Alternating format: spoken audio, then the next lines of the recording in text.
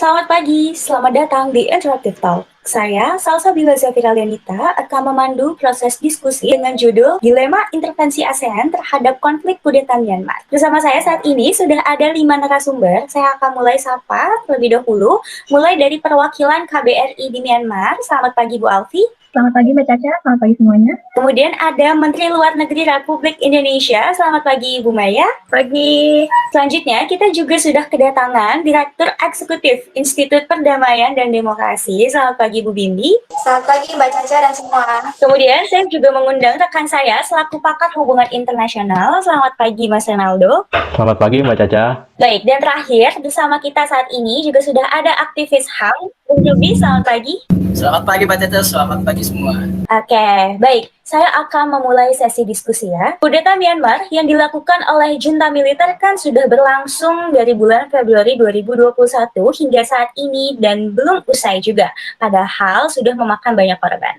Nah, bagaimana nih kondisi terkini dari kudeta Myanmar, Bu Alfi? Terutama mungkin kondisi warga negara Indonesia di sana selama kudeta berlangsung. Silakan. Ya, baik. Terima kasih Mbak Caca.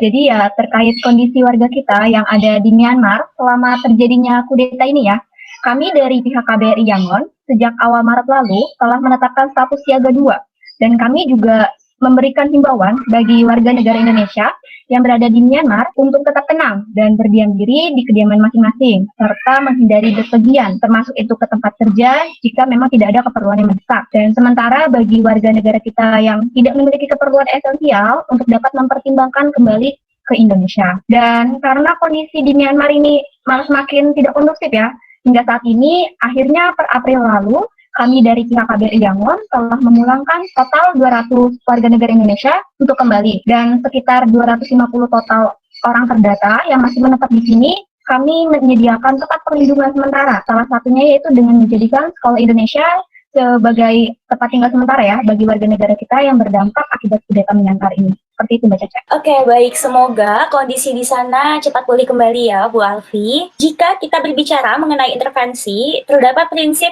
non-interference di Piagam ASEAN yang berarti urusan internal negara anggota ASEAN tidak boleh diintervensi sekalipun terjadinya konflik. Namun, hal ini justru berseberangan dengan aksi Indonesia kemarin yang berkunjung ke sejumlah negara ASEAN untuk membahas lebih jauh mengenai isu kudeta Myanmar.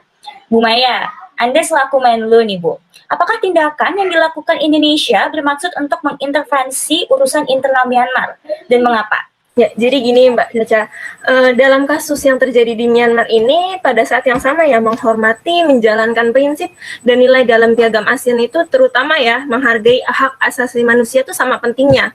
Jadi prinsip non-intervensi ini sebenarnya nggak sesuai dengan kondisi yang terjadi di Myanmar saat ini. Indonesia juga sejak kudeta Myanmar berlangsung, saya sebagai perwakilan Indonesia juga udah berkunjung ke sejumlah negara ASEAN seperti Brunei Darussalam, Singapura, dan Thailand. Nah, salah satunya itu yang membahas isu kudeta Myanmar ini dan juga untuk menggerakkan negara ASEAN lainnya untuk merespon situasi di Myanmar. Nah, pada akhirnya juga saya mempunyai kesempatan untuk bertemu dengan menlu-menlu negara anggota ASEAN-nya secara virtual untuk membahas serta akan selalu memantau perkembangan situasi di Myanmar ini.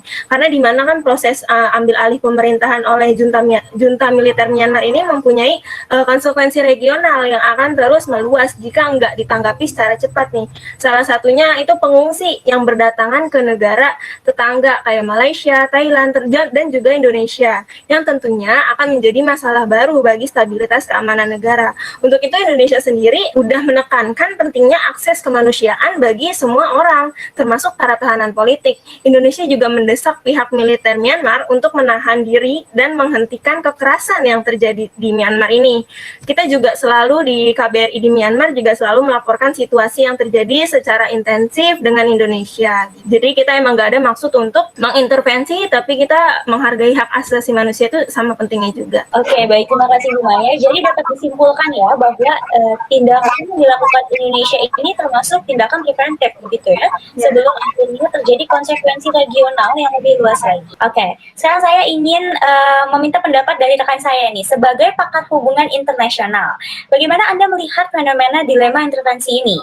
Apakah prinsip non-interference ASEAN ini masih relevan jika diterapkan pada kudeta Myanmar saat ini? Silakan Mas Rey. Baik Mbak Caca. Nah, Situasi terkini dalam negeri Myanmar sangatlah buruk ya. Kudeta militer yang dilakukan oleh junta militer sejak Februari 2021 telah banyak memakan kerugian bahkan korban jiwa. Nah, kejadian ini harus jadi perhatian masyarakat internasional. Kejadian ini sudah tidak bisa dipandang hanya sebagai isu domestik belaka. Isu ini harus menjadi isu kolektif, terutama bagi ASEAN. Lalu timbul pertanyaan nih, lantas di mana posisi Indonesia?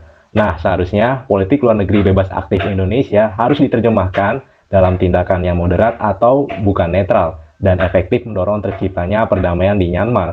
Sedangkan posisi ASEAN dalam hal ini adalah adanya prinsip non-interference dalam pasal 2 ayat 2E di Piagam ASEAN tidak boleh jadi halangan bagi ASEAN berperan sebagai penengah konflik.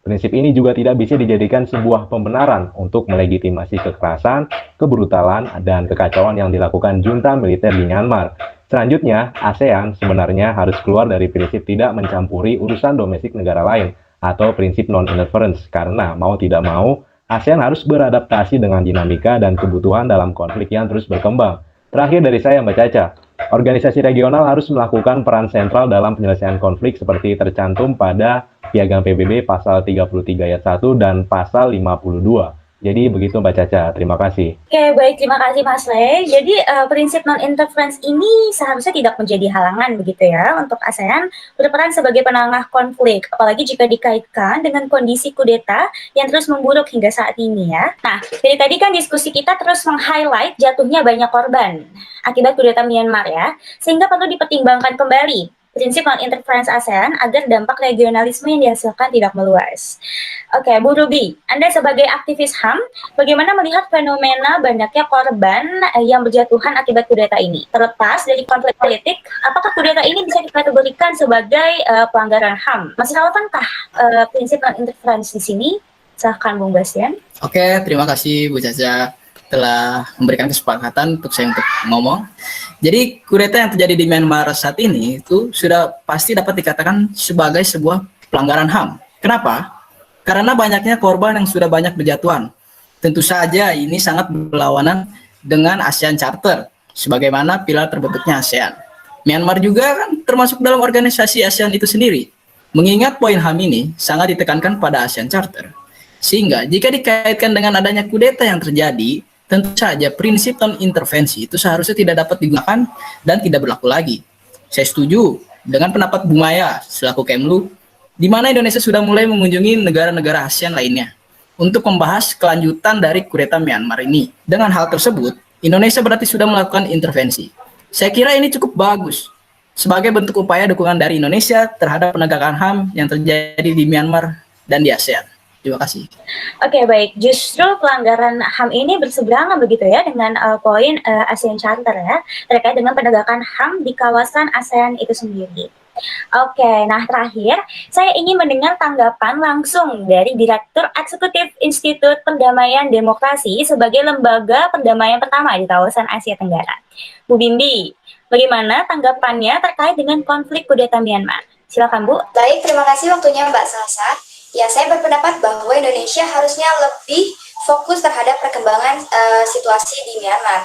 Nah, Indonesia harus memprioritaskan keselamatan dan kesejahteraan rakyat. Indonesia akan bersama dengan Myanmar. Seperti yang sudah dijelaskan oleh Pak Rey, Bu Maya, serta Bung Bastian, menurut saya sebetulnya intinya adalah bagaimana cara kita berdiplomasi, yaitu kita menempatkan diri kita melakukan intervensi atau kita tidak menggurui, tetapi kita menawarkan apa yang kira-kira bisa kita lakukan, yaitu Indonesia sebagai sahabat negara ASEAN untuk membantu Myanmar. Saya berpendapat Indonesia sebagai jangkar ASEAN mesti membuka komunikasi dengan representasi berbagai kalangan dalam menghadapi masalah pelik di Myanmar ini. Mungkin untuk membantu menemukan titik temu, Indonesia tidak hanya mengandalkan diplomasi resmi, melainkan menempuh 3 jalur sekaligus, yaitu negara dengan rakyat, atau melakukan kombinasi antara negara dengan rakyat dengan sama-sama bergerak untuk menghadapi masalah pelik di Myanmar ini. Sehingga peran konkret Indonesia diharapkan membantu menyelesaikan persoalan di Myanmar sebelum membunuh, korban berjatuhan bertambah, dan aksesnya meluap ke negara-negara tetangga. Begitu menurut saya, Bu Caca. Oke, baik. Terima kasih Bu Bimbi atas responnya. Baik, statement Bu Bimbi menjadi statement terakhir diskusi pada pagi hari ini. Jadi dapat disimpulkan bahwa Indonesia sebagai sahabat sesama negara kawasan dapat berdiplomasi begitu ya dengan Myanmar dan menempatkan diri untuk tidak melakukan intervensi yang bersifat menggurui dan terkesan ikut campur untuk urusan internal Myanmar. Baik, terima kasih kepada seluruh narasumber yang sudah meluangkan waktunya untuk berpartisipasi dalam diskusi Interactive Talks. Semoga kudeta Myanmar ini bisa segera usai dan keadaan menjadi pulih kembali. Terima kasih, tetap jaga kesehatan, dan sampai jumpa.